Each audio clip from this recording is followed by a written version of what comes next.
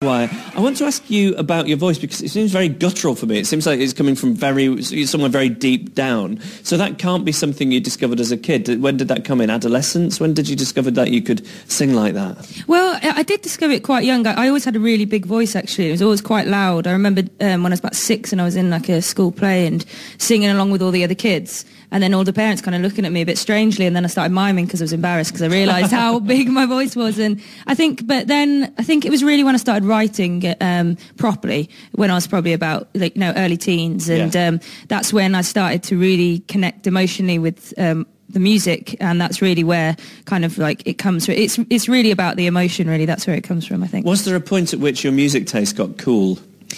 I've always had pretty cool music taste, actually. When I was younger, I used to be kind of obsessed with like Johnny Cash, the Folsom Prison album, actually. At what age would that be? Like really early. I was probably like 7, 8. That's Seriously, amazing. It's a bit scary. It makes me a bit worried for you. Yeah, it's a bit scary. It is quite scary. People do say that, but then I always loved as well blues music, and I loved like Howling Wolf and Sister Zette Tharpe, and and I loved Bob Dylan as well. And I kind of always liked music with a little bit of a darker kind of twist to it, and storytelling as well, which I love. Yeah. And that's the thing. That's probably why I really liked Johnny Cash, because of the stories. It's just it's funny, and I always like Michael Jackson as well, and And Marilyn Monroe is a big deal to you. She's like my biggest inspiration, really. Do you have a favourite Marilyn Monroe film? Gentlemen Prefer Blondes, I think. Yeah, she's. I love her in that. I love her in that, really, because she's just it's like a humorous kind of take on her character, which I really like, and that's when I think that she comes out best, I think. But then I love it when she's more serious in films as well. Like Niagara is a beautiful film, and she like shines in that film. I love her. When it's your friends' birthdays, do you call them and sing in a Marilyn Monroe voice then? Yeah, actually, sometimes I do, and especially after I've had a few drinks, I honestly think I am Marilyn Monroe. Like, I turn into this thing, and I start putting on a really light voice when I sing, and I like standing over air vents. Yeah, do the shake, the little Don't you shimmy. think it's weird that she went with Albert Einstein? That's a weird combination to think. Do you not find that strange as a Marilyn fan? That she what? So what did she have a fling? Did she have a fling with Albert Einstein? I didn't know that. I hope I'm not gossiping out of turn here. I think that was the case, but maybe I'm mistaken. Is that a period you particularly like? If you could live in a period, would it be that sort of 50s? Absolutely.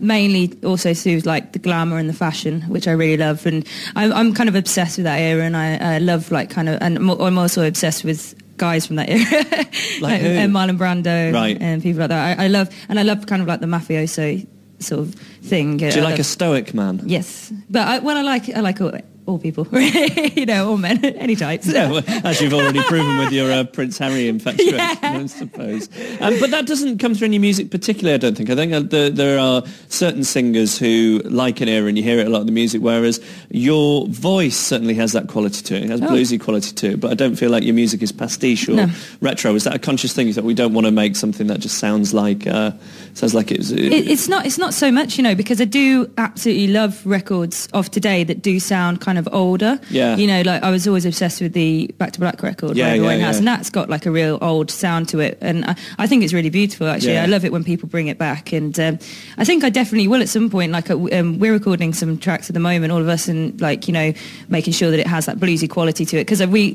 performed this song that I did called Mess Your Hand on tour, and it's really bluesy, and it was so fun to play, and it sounds like it could have been written 60 years ago or whatever, it's that thing. I like it. You can do a cover version for us. Yes, I am. What will it be? It's going to be Big Love by Fleetwood Mac. Okay, so in session tonight, Claire Maguire.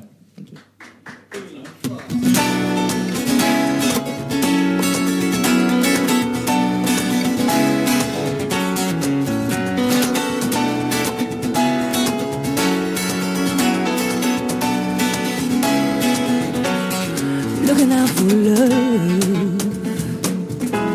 in the night so still. Oh, I'll build you a kingdom in that house on the hill.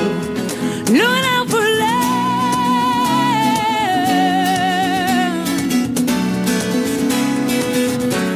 You'll bring me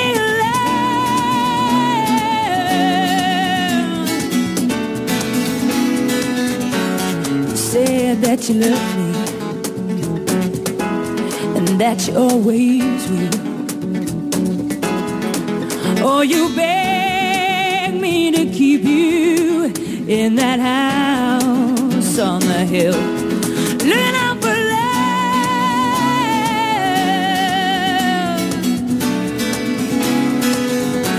Your baby